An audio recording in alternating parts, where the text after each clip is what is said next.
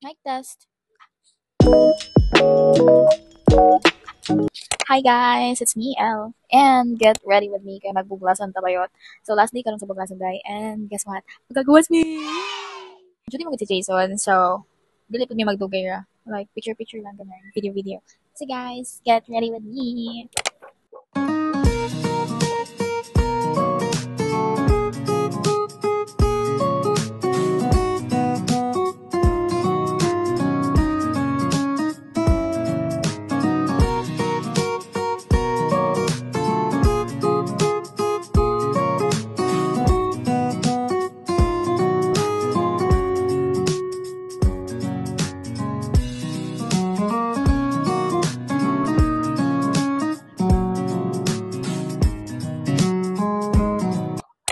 Hi, so here's my final look for tonight.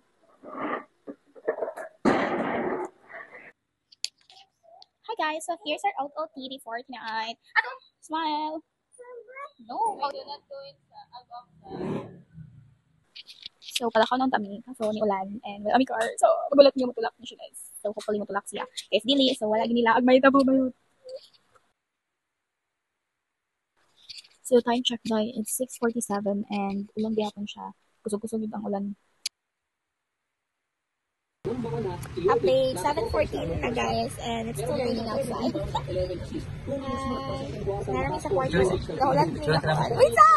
Lokal, sila dali. Hi! Ito po po na, matulak mo ba?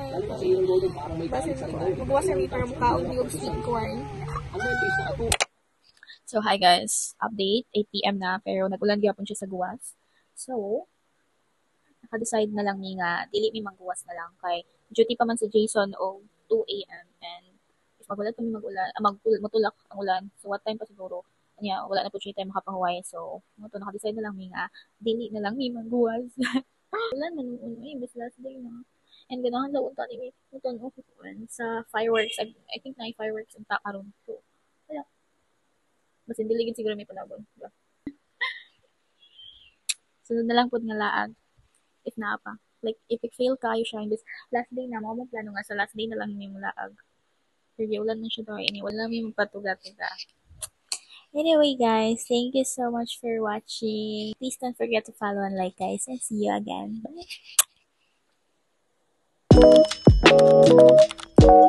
Bye!